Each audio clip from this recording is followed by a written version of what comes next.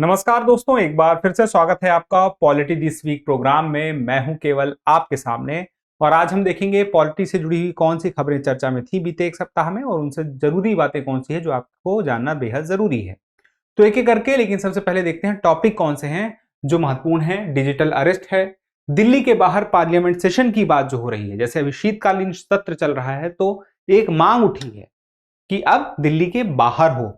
उसके अलावा उपासना स्थल अधिनियम 1991 जानना क्यों जरूरी है, किस प्रकार से उपासना स्थल को संबंध में कुछ विवाद उभरकर सामने आए हैं। फिर बाल विवाह मुक्त भारत अभियान अभी हाल में चर्चा में आया है, तो आखिर यह अभियान क्या है, क्या इसका लक्ष्य है, उसे समझेंगे। तो एक एक करके देखते हैं पहले टॉपिक के साथ में। तो देखिए, उसके पहले एक जरूरी जानकारी कि दृष्टि आईएएस मुखर्जी नगर की क्लासेस अब होंगी नोएडा में, यानी कि यूपीएससी का हब मुखर्जी नगर नहीं, नोएडा सेक्टर 15 होगा। और हिंदी माध्यम का प्रीलिम्स और मेंस का आईएएस का जीएस फाउंडेशन का पहला बैच 9 दिसंबर को दोपहर 3 बजे से शुरू हो रहा है और इंग्लिश मीडियम के लिए भी यहां पर बैच शुरू हो रहा है 12 दिसंबर से शाम 6 बजे से। कोई अतिरिक्त जानकारी चाहिए तो इसके लिए आपके सामने नंबर है, आप चाहें तो 9311406440 पर कॉल कर सकते हैं या डिस्क्रिप्शन में कुछ अन्य जानकारियां हैं वहां भी देख सकते हैं, क्लिक कर सकते हैं। अब एक संभव 2025 ये आपके लिए जानना बेहद जरूरी है क्योंकि इसका एक्सेस आप सभी को मिलने वाला है जो भी यूपीएससी 2025 का प्रीलिम्स देना चाहते हैं, क्योंकि दृष्टि आईएएस के प्लेटफॉर्म में अब हर समय यानी कि हर दिन कह सकते हैं 10 अभ्यास प्रश्न आपके सामने आएंगे प्रीलिम्स से रिलेटेड। आप हर दिन इन 10 अभ्यास प्रश्नों को लगाएंगे तो आप देखिए कि हर दिन के 10 के साथ आपका कितना बड़ा अनुभव हो जाएगा प्रश्नों को सॉल्व करने का। फिर उसके बाद ये पिछले वर्ष में जो पूछे गए सवाल थे उनके आधार पर बने हुए सवाल हैं, यानी कि इनका लेवल भी अच्छा खासा रहने वाला है और साथ में सामान्य अध्ययन हो चाहे करंट अफेयर्स हो, सबको इसमें कवर किया जाएगा, सारे टॉपिक को जो आपके सिलेबस में है। और यह सभी के लिए ओपन एक्सेस रहने वाला है। तो अगर आप यूपीएससी देना चाहते हैं तो इस संभव 2025 से जरूर जुड़ जाइए। अब उसके बाद आगे बढ़ते हैं राइजिंग डिजिटल अरेस्ट। तो देखिए, डिजिटल अरेस्ट है क्या और ये मामले बढ़ क्यों रहे हैं। जैसे मान लीजिए कोई व्यक्ति है और वह आपसे बात करता है और आपको यह यकीन दिला देता है कि वह प्रशासन के किसी अंग का यानी कि सरकार के किसी अंग का प्रशासन से जुड़ा व्यक्ति है और बहुत ही महत्वपूर्ण व्यक्ति है, जैसे कि आईपीएस है या थानेदार है या फिर वह सीबीआई का प्रमुख व्यक्ति है, और इस प्रकार से वह आपसे बात करेगा कि आपका कोई सामान पकड़ा गया है जिसमें कि ड्रग्स मिला है, या फिर कुछ ऐसी बातें कहेगा कि आपका बेहद ही करीबी जैसे आपका भाई, माता पिता या कोई बच्चा वो जो है वह किसी बड़े मामले में, संगीन मामले में फंस गया है और इस पर एफआईआर होने वाली है, और या फिर कुछ बड़ा मुकदमा इस पर लगने वाला है और अगर समय रहते इस मामले को खत्म नहीं किया गया तो उस आपके निजी या करीबी सदस्य का बहुत बड़ा नुकसान हो सकता है जिसमें आपका भी नुकसान है। तो आपको भी जेल होने का डर होगा या फिर आपके किसी करीबी को बड़ा नुकसान होने का डर होगा। ऐसे डर दिखाए जाएंगे और उस डर के साथ ये आपके मन में डाल दिया जाएगा कि अभी आपका उनसे बात करना बेहद जरूरी है और आप उनसे लगातार बात करते रहेंगे, वो आपको कुछ डायरेक्शन देते रहेंगे, आप किसी और से राय नहीं ले पाएंगे, कुछ पूछ नहीं पाएंगे और वो आपको लगातार कुछ ना कुछ डायरेक्शन देते देते जो लाभ लेना चाहते थे वो लाभ ले लेंगे, यानी कि उन्हें धन की प्राप्ति करनी थी, धन की उगाही करनी थी, वो कर लेंगे। जैसे वो बता देंगे, कई कई ऐसे मामले आए हैं कि ऐसा हुआ है कि अब आपकी कोर्ट में पेशी है और ऑनलाइन वीडियो कॉल के माध्यम से सामने कोर्ट का माहौल भी दिखा दिया, एक जज भी दिखा दिया और वह जज जो है सवाल जवाब भी कर रहा है। इस तरह के मामले चलते हैं और जुर्माना भी लग गया और तुरंत पेमेंट भी करा दी गई, और इसी तरह के कई सारे मामले हैं। कई बार इस तरह की ठगी हो चुकी है और उस वक्त चूंकि लोग किसी और से संपर्क में नहीं रह पाते, वो शुरुआत में अगर बातचीत शुरू हो जाती है तो एक दबाव बनाने की वो प्रक्रिया शुरू कर देते हैं। तो यह जो दबाव बनाने की प्रक्रिया है जिसमें आप किसी और से बात नहीं कर पा रहे हैं और आपने जो उनको चाहिए था यानी कि सबसे महत्वपूर्ण बात थी धन, वो उन्हें दे दिया, तो ये क्या प्रोसेस थी, ये था डिजिटल अरेस्ट। तो इसके बारे में जानना बेहद जरूरी है। तो सीधी सी बात है, डिजिटल अरेस्ट स्कैम क्या है। घोटालेबाज खुद को पुलिस या सीबीआई या आरबीआई या किसी भी प्रमुख संस्थान का प्रमुख व्यक्ति बताएगा, फिर उसके बाद धमकाएगा, डराएगा। वह यह बोलेगा कि कुछ ऐसी चीज है जिससे जाहिर हो सकता है, क्लियर हो सकता है कि आप कुछ ऐसी गतिविधि कर रहे थे जो अवैध थी, जो भी चीज वैध नहीं है कानून की नजर में वो सब अवैध है। तो कुछ ऐसी चीज बता देगा या फिर ये कह देगा कि आपका कोई परिजन है, उसके साथ दुर्घटना या फिर कोई मामला बन रहा है, जैसा मैंने आपको पहले बताया था। तो इसमें फिर वो आपसे वीडियो कॉल में बात करेगा या तो कुछ ऐसी प्रक्रिया करवाएगा जिससे वो पैसे की प्राप्ति कर ले। मोटा मोटा तो ये है डिजिटल अरेस्ट। बात आती है कि इसके लिए I4C भी है। डिजिटल अरेस्ट को कंट्रोल करने के लिए, ऐसे मामलों से निपटने के लिए I4C काम कर रहा है। I4C है क्या? Indian cyber crime coordination centre, भारतीय साइबर अपराध समन्वय केंद्र। तो इसके माध्यम से ऐसे मामलों को देखा जाता है, ऐसे मामलों को रोकने का प्रयास किया जाता है। कई खातों को इस तरह के स्वाइप से वीडियो कॉल कराया जाता था जैसे, तो ऐसे कई खातों को ब्लॉक भी किया गया है। लेकिन इस तरह की चीजें, केसेस बार बार सुनने को मिलते हैं, तो लोगों को भी जागरूक रहने की जरूरत है। अब क्या होता है कि ज्यादातर जो मामले होते हैं वो भारत के अंदर के नहीं होते, मतलब कि ये लोग किसी प्रकार से आईपी एड्रेस चेंज कर लेंगे, डार्क वेब का इस्तेमाल कर लेंगे, या तो इंडिया के बाहर ही रहेंगे और अपनी पहचान वो भले भारत के अंदर की जाहिर कर रहे हों, लेकिन वो हैं कहीं दूर बैठे या उन तक पहुंचना संभव नहीं है क्योंकि वो डार्क वेब का इस्तेमाल कर रहे हैं। तो कुछ ऐसी स्थिति बनती है जिसके लिए सतर्कता और जागरूकता ज्यादा जरूरी हो जाती है, क्योंकि बिना सतर्कता और जागरूकता के I4C, यानी कि हम कह सकते हैं कि जो भारतीय साइबर अपराध समन्वय केंद्र है वो भी काम नहीं करेगा। और इसका काम क्या है? इसका साइबर क्राइम से निपटने का ही काम है। तो ये अंकुश लगाने के लिए एक प्रमुख नोडल बिंदु है इस पूरे देश में। तो कभी इससे सवाल आ जाए तो आपको पता रहे, तो ये आपको पता रहे कि आखिर भारतीय साइबर अपराध समन्वय केंद्र क्या है, किससे संबंधित है। और इसके अलावा इसने अभी हाल ही में भारत सरकार ने एक पारस्परिक कानूनी सहायता संधि की है, जिसमें इसका भी योगदान है। संधि से होगा क्या? दो देश हैं, अब इस तरह का कोई मामला दूसरे देश से कोई अगर कर रहा है तो किसी देश से इस देश में हो रहा है, इस देश से उस देश में हो रहा है, या एक ही तरफ से हो रहा है, फिर भी अगर ये संधि हो जाती है और किसी को एक्सेस चाहिए या डेटा चाहिए उस देश में उस बैठे व्यक्ति के बारे में जो यह जालसाजी कर रहा है, तो उसमें सूचना का आदान प्रदान वो दोनों देश आपस में करेंगे। ये बात स्पष्ट हो गई है। फिर उसके बाद आगे बढ़ते हैं उपासना स्थल विशेष प्रावधान अधिनियम 1991। आखिर यह प्रावधान है क्या, इसको समझ लेते हैं। उसके पहले यह जानना जरूरी है कि यह प्रावधान चर्चा में क्यों है। देखिए, मामला यह है कि पिछले कुछ समय से जो उपासना स्थल हैं उसमें उस उपासना स्थल का वास्तविक स्वरूप क्या है, इसको लेकर के काफी चर्चाएं हो रही हैं। तो कुछ ऐसे उपासना स्थल थे जहां पर उसका वास्तविक स्वरूप क्या है इसको जानने के लिए जांच की बात चल रही थी, या तो उस जगह के बारे में कुछ विवाद की स्थिति और चर्चा की स्थिति लगातार बनी हुई थी। तो कानून क्या कहता है उससे संबंधित यह बात है उपासना स्थल विशेष प्रावधान अधिनियम।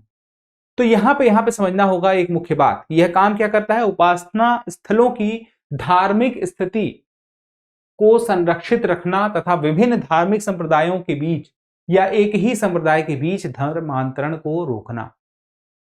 तो जो उपासना स्थल है उसकी धार्मिक स्थिति बनी रहे, यानी कि जिस धर्म से संबंधित उसकी स्थिति है वह बनी रहे, उसका प्रयास यह कानून करता है, पहली बात।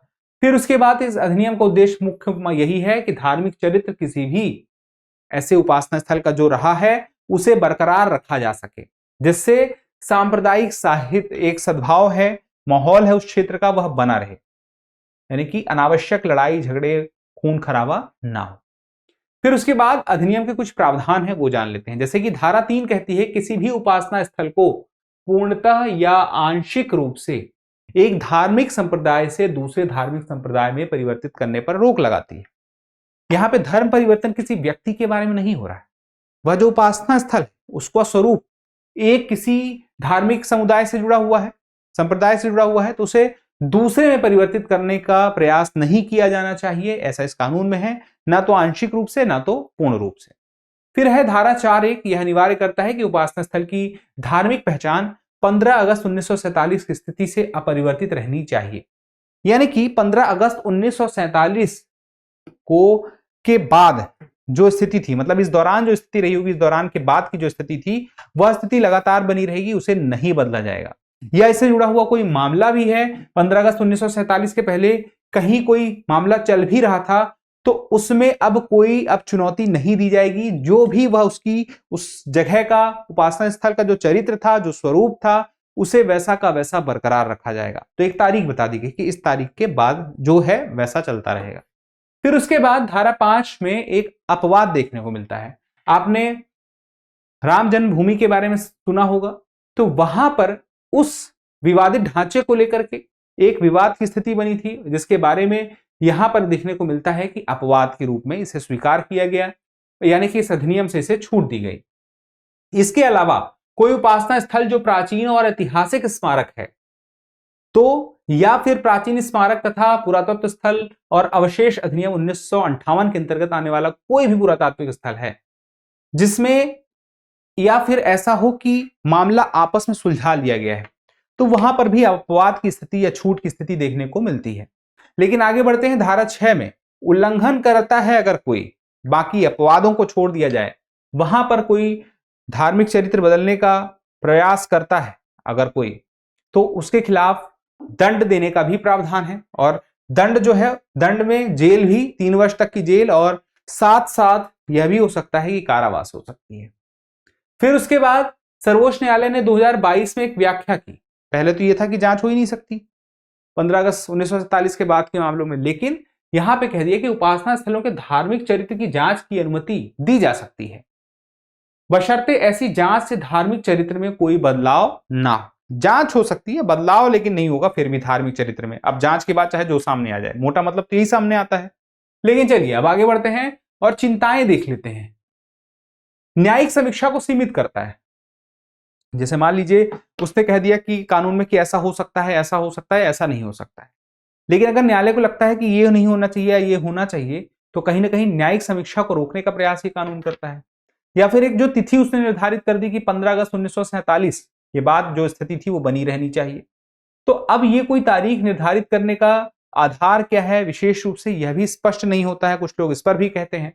कुछ लोग कहते हैं कि कानूनी चुनौतियां उन लोगों के लिए है जैसे कि जो हिंदू, बौद्ध, जैन हैं, ऐसे समुदाय से हैं जो क्लेम ही नहीं कर पाएंगे, क्योंकि इतिहास में उनके साथ उनका कहना है कि ऐसा कुछ हुआ था कि उनके उपासना स्थल तोड़े गए या दबा दिए गए, तो वो क्लेम कभी नहीं कर पाएंगे जो इतिहास में उनके साथ कोई भी ऐसी चीजें हुई हैं। तो उनके तरफ से भी यह बात जाहिर की जाती है कि उनके लिए यह भेदभावपूर्ण कानून है, यानी कि कानूनी चुनौती है उनके सामने। और इसके अलावा कुछ विवादों के संदर्भ में जब छूट मिलती है तो इस पर भी बातें होती हैं कि कुछ मामलों में छूट क्यों है, कुछ में है, ऐसा क्यों है। फिर उसके बाद सांप्रदायिक तनाव में वृद्धि भी देखने को मिलती है इस प्रकार के मामले जब भी आते हैं। उसके अलावा कुछ लोगों का यह भी कहना है कि राजनीतिक लाभ के लिए भी ऐसा कुछ न कुछ किया जाता है। तो बहुत सारे कारण हैं जो चिंताएं व्यक्त की जा रही हैं। लेकिन यहां पे 2 बातें 3 बातें, भारत एक लोकतांत्रिक देश है और लोकतांत्रिक देश में सरकार कौन तय करेगा, यह जनता तय करेगी। तो सरकार को क्या करना है यह जनता ही तय करेगी। तो ये बातें लोकतंत्र के देश में महत्वपूर्ण हो जाती हैं। अब उसके बाद हम आगे बढ़ते हैं और देखते हैं दिल्ली के बाहर पार्लियामेंट सेशन के बारे में। दिल्ली के बाहर पार्लियामेंट सेशन के बारे में हम चर्चा क्यों कर रहे हैं, क्योंकि अभी तक हमने देखा है कि सेशन जो लगते हैं पार्लियामेंट के, जैसे कि चाहे वह शीतकालीन सत्र हो, चाहे वह बजट सत्र हो, चाहे या फिर मानसून सत्र हो, वो सत्र लगते कहाँ हैं? वो सत्र लगते हैं दिल्ली में। लेकिन संविधान में ऐसा कोई प्रावधान नहीं है कि दिल्ली में ही लगेंगे। ये एक परंपरा है और परंपरागत रूप से दिल्ली में लग रहे हैं। तो एक मांग उठ रही थी क्यों ना इसे दक्षिण भारत की तरफ कहीं लगाया भी जाए, जैसे कि शीतकालीन सत्र के लिए ज्यादा मांग उठी, क्योंकि जो मौसम होता है उत्तर भारत का अभी ज्यादा ठंड होती है शीतकालीन सत्र में। तो जो दक्षिण भारतीय जनता के प्रतिनिधि हैं, जो संसद के सदस्य हैं, वो वहां जाते हैं तो उन्हें थोड़ी सी परेशानी का सामना तो होना ही पड़ता है। तो शीतकाल में ही ये ज्यादा परेशानी उनके साथ होती है। और ये मांग बहुत पहले से, आजादी के बाद से कई भारतीय राजनीति के प्रमुख व्यक्तित्व के द्वारा ये मांग की गई है कि हम भारत में दूसरी जगह पे भी कर सकते हैं। कई जगह तो ये भी मांग की गई भारत की एक और राजधानी हम बना सकते हैं, जिससे कि भारत बहुत बड़ा देश है और दक्षिण भारत के लोगों को यह ना लगे कि दिल्ली को उत्तर भारत के लोग चला रहे हैं या उत्तर भारत से दिल्ली चलाई जा रही है।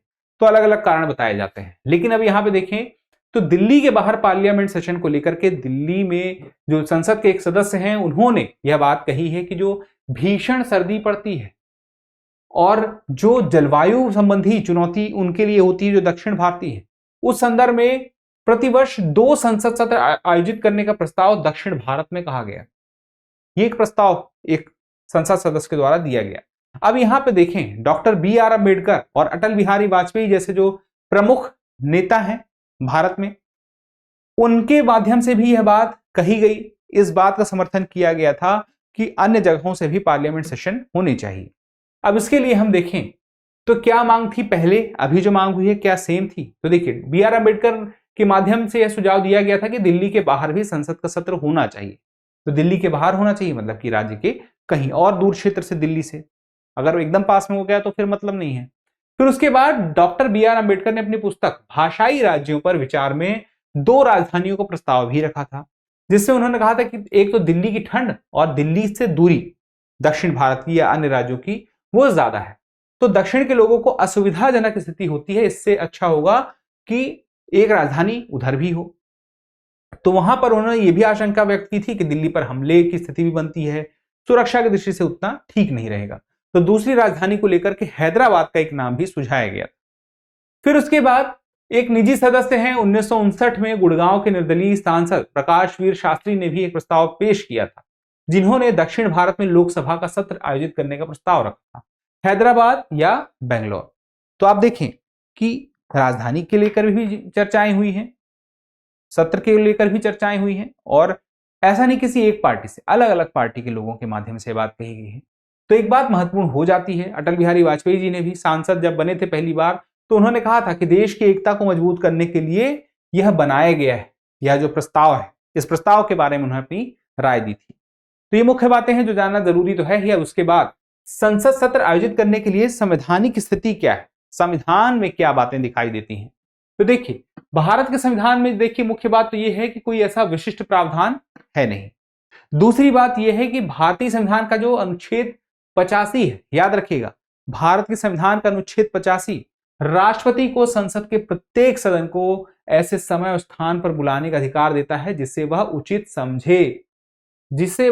समझे, अगर उसने राष्ट्रपति को अगर ये लगता है कि नोएडा में या लखनऊ में या फिर प्रयागराज में, तो फिर वहां भी बुलाया जा सकता, जिससे वह उचित समझे। यह बात लिखी है अनुच्छेद 85 में, यानी कि दिल्ली के बाहर संसद के सत्र का आयोजन संभव है, उसके लिए एक आधार है भारत के संविधान का अनुच्छेद 85।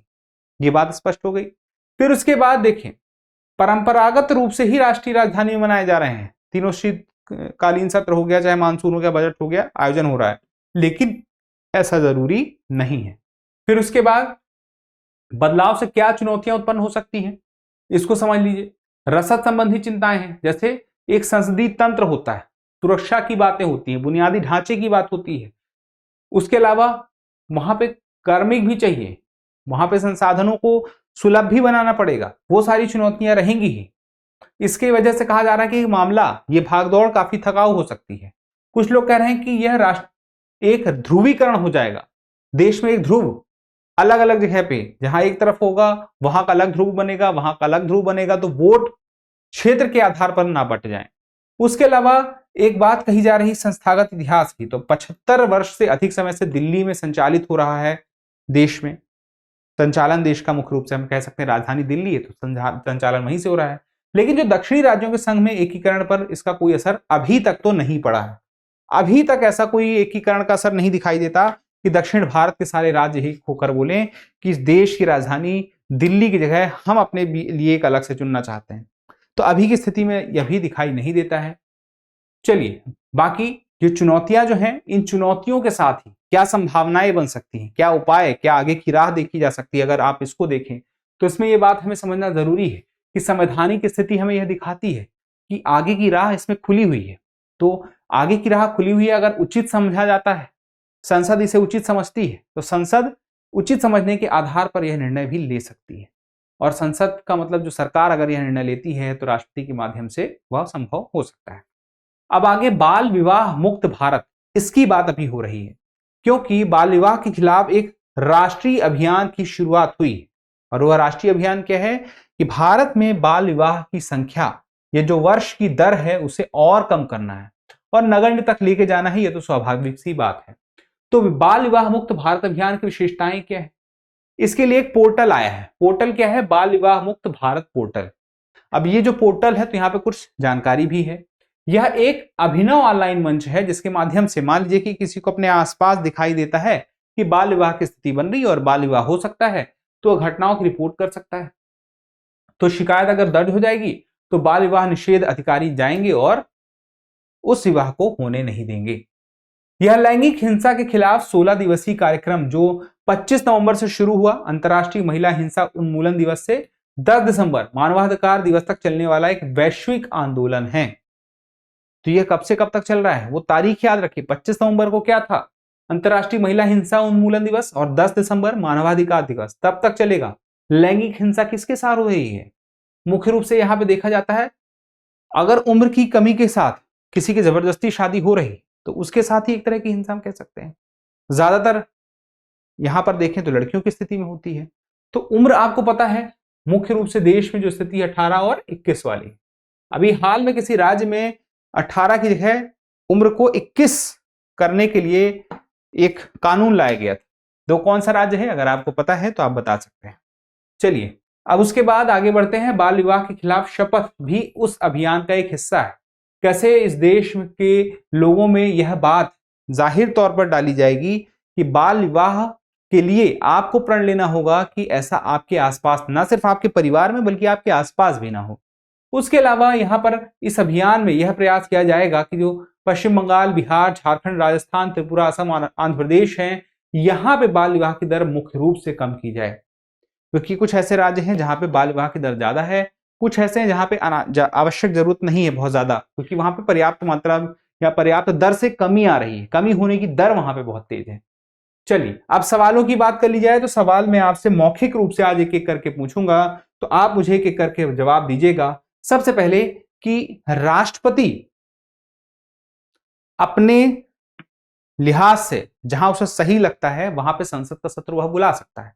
इसके बारे में प्रावधान संविधान के किस अनुच्छेद में है? अनुच्छेद ए है अनुच्छेद 84, बी है 85, सी है 86 और डी है 87। उसके बाद आगे अगले सवाल में आते हैं। तो जो बाल विवाह मुक्त अभियान है यह कितनी 25 नवंबर से शुरू हुआ है अभी 2024 में, तो यह कब तक चलेगा? ए है 2 दिसंबर, बी है 5 दिसंबर, सी है 10 दिसंबर और डी है 12 दिसंबर। तो मुझे उम्मीद है कि आप इन सवालों का जवाब देंगे। तो सवाल नंबर 1 आपको याद है, 2 ये हो गया, और एक सवाल मैं आपसे और पूछना चाहूंगा। वो सवाल होगा आपका उपासना स्थल अधिनियम से संबंधित, कि उपासना स्थल अधिनियम में आप मुझे ये बताइए कि कितने साल की जेल का प्रावधान आपको दिखाई दिया था जब अभी हम चर्चा कर रहे थे? 1 साल, 3 साल, 5 साल या 10 साल? तो आप इन सवालों का जवाब जरूर दीजिएगा, क्योंकि जब आप जवाब देते हैं तो हमें और बेहतर करने की प्रेरणा मिलती है। आज मैंने मौखिक सवाल पूछे हैं, आमतौर पर लिखित रूप से मैं पूछता ही रहता हूं। तो फिलहाल के लिए इतना ही, जल्दी मिलते हैं अगले एपिसोड में। तब तक के लिए स्वस्थ रहें, मस्त रहें, पढ़ते रहें। धन्यवाद। डियर व्यूअर्स, अपने एग्जाम की तैयारी को और बेहतर करने के लिए हमारे चैनल को लाइक, शेयर और सब्सक्राइब करना न भूलें।